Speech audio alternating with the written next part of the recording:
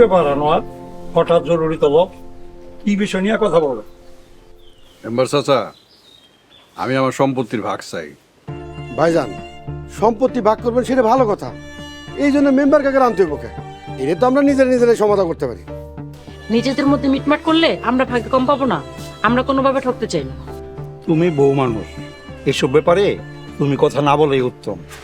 আমরা কেন শুধু শুধু আপনাকে ঠকামো ভাবি?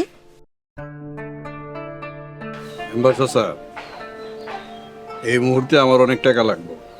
আমার ভাগের সম্পত্তি আমার বুঝাই দিতে হবে। মনোয়ার, তোমরা দুই ভাই তেলে সম্পত্তি সমান ভাগে ভাগ করে নাও। ঠিক আছে, সম্পত্তি ভাগ হইব, তো 2 ভাগ না 3 ভাগ হইব। 3 ভাগ কেন? আমাকে যে একটা বইনা ছিল, সেই কথা কি ভাইজান আপনি ভুলে গেছেন?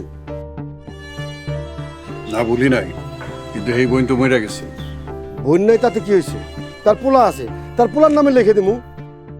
ভিটা বাড়ি সহ 24 বিঘা আছে, 3 ভাই বোন 8 বিঘা করে পাবো। 8 বিঘা কেন? আপাতত 4 বিঘা পাবে। 8 বিঘাই পাইব। সরকার এখন আইন করছে নারী পুরুষ সমান অধিকার।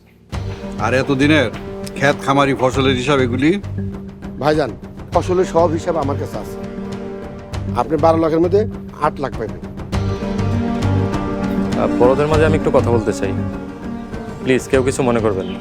আর ছোট কাকা, তুমি বাবাকে 3 লক্ষ টাকা দিয়েছিলে কিছুদিন আগে, তো সেই হিসাব করলে বাবা আর মাত্র 5 লক্ষ টাকা পাবে। তুই আমাদের সন্তান হয়ে নিজের বাবাকে ঠকাচ্ছিস? না মা, আমি কাউকে ঠকাচ্ছি না, যেটা সত্যি সেটাই বলছি। ছোট কাকা সহজ সরল একজন মানুষ, সে নিজে ঠকে যাচ্ছে সেটা সে বুঝতে পারছে না। আমার এই টাকায় হইব না, আমার আরো টাকা লাগবে। সামনে কুরবানির ঈদ। আনোয়ার, তাইলে তুমি তোমার ভাগের জমি বিক্রি করে দাও। আর মনোয়ার, তুমি সময় মতো আনোয়ার রে টাকাটা বুঝাই দিও। ঠিক আছে মেম্বার কাকা, আপনি যা করবেন আমি তাই করব। তাইলে তো হইলেই, তোমরা 3 ভাই বোনের মধ্যে সম্পত্তি ভাগ করে নাও। আর এইসব ব্যাপারে আমার তোমরা না জবাইলেও পারতাম। তাহলে তুই আমিন ঠিক কর, আমি কালকাই সম্পত্তির মাপজোক ঠিক করতেছি। ভাইজান, আপনি কি কালকে সত্যি সত্যি সবাই নিয়ে ঢাকা চলে যাবেন? তাড়াতাড়ি টাকা দিতে। শ্রমিক বেতন বোনাস দেওয়ার লাগবে। ঈদের আগে এতগুলি টাকা করতে জোগাড় করি, কিছুই বুঝতেছি না। একটা কথা জিগাই, কি? আপনার কত টাকা লাগবে? 40-50 লাখ টাকা। আর উনি এসে জিজ্ঞেস করতে। না, আপাতত 30 লাখ টাকা হইলেই হইব। ভাইজান, টাকার জন্য আপনি কোনো চিন্তা করেন না। পাতার কাছে 12 লাখ টাকা আছে, আর আমার টাঙ্কে আছে 3 লাখ টাকা। এই 15 লাখ টাকা নিয়ে আপনি কালকে ঢাকা রওনা দেন। আর বাকি টাকা? ভাবি, বাকি টাকা নিয়ে পরশু দিনকে আমি পাতা আর পাতার মায়ের নিয়ে ঢাকা আসতেছি। তোরা ঢাকায় আইবি? আমাকে লোকে ঢাকায় ঈদ করবি? হ ভাইজান, এইবার ঈদ আপনাকে করুন। কি ভাবি, এই সদ্দেবটারে থাকতে দিবেন তো? আগে টাকা নিয়ে সত্যি সত্যি ঢাকায় আসো, তারপর দেখা যাবে। এরকম মুখে বড় বড় কথা অনেকেই বলে। ঠিক আছে ভাবি। ভাইজান, অনেক রাত হয়েছে, আপনার ঘরে বিশ্রাম করেন।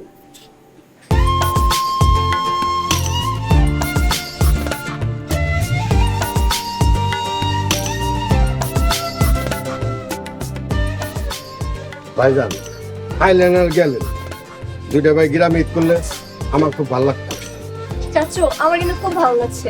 আপনারা এবার আমাদের সাথে শহরে ঈদ করবেন তাই। আমারও খুব আনন্দ হচ্ছে। গ্রামে ঈদ করবো না শুনে মন খারাপ হয়েছিল, বাট এখন ভালো লাগছে। সবাই একসাথে ঈদ করবো। আল্লাহ যা করে ভালো লেগেই করে। আপনারা ভালোভাবে যান, আমরাও আইতেছি। আজ কিছু পিঠা বানাবো, কাল লগে করে নিয়ে আসবনে। আর ভাবি, আপনি আর কি কি খাইবেন কন, আমি বানাই নিয়ে আসবনে। কিচ্ছু আনতে হবে না, শুধু টাকাগুলো ঠিকঠাক মতো আনলেই হবে। কি হইল? এনে দাঁড়া কি পেশাল বারো? এই জিনিসপত্র নিয়ে যাইতে হইব। রাস্তা ভাঙ্গে এগুলি হাইটটা নিয়ে যেতে হবে, ড্রাইভার অপেক্ষা করতেছে। চলেন। আনোয়ার ভাই চলে যাবেন? ভাই ভাড়াদার লগে ঈদ করলে ভালো হইতো না? এই, তোমার কোন কালের ভাই বেড়াদার আসলাম? মিয়া মুখের মতন কথা কও, মূর্খ আছে মুখের মতন কথা। টাকার অহংকারে ছোট ভাইটার ভুলে গেছেন। আপনাকে 2 ভাইয়ের মধ্যে কত পার্থক্য। মনোয়ার ভাই এখনো আমারে দেখলে ছোট ভাইয়ের মতো আদর করে। একটা কথা মনে রাখবেন, অহংকার পতনের মূল। কি হইতাছে এই সব? গ্রামের চাষা বসে অশিক্ষিত লোকের কথা গুলো তো সময় নষ্ট হইতাছে। ভাই ইকবাল, তুই থাম। ভাইজান, চলো চলো। মনোয়ার টাকা পয়সা ঠিক মতো নিয়ে আসবা তো? ভাবি এত কথা কইন না তো, এই দেবরটার প্রতি একটু বিশ্বাস আছে। বিশ্বাসের মতো কাজটা করলেই হয়। ঠিক আছে, গেলাম, চলেন। মনোহর ভাই, আপনি এত ভালো কেন? ভালা, আমি যদি ভালাই হইতাম তাহলে তো ভাইজান আমার কলজার মধ্যে ভরে রাখতো। ভাইজানের জন্য আমি কত কিছু করি, কিন্তু ভাইজানের মনটা পেলাম না। হয়েছে, থাম। এই লাগে ধর ব্যাগ লয়ে আগার সব গেলাম। কাকা আমরা তাহলে আসি।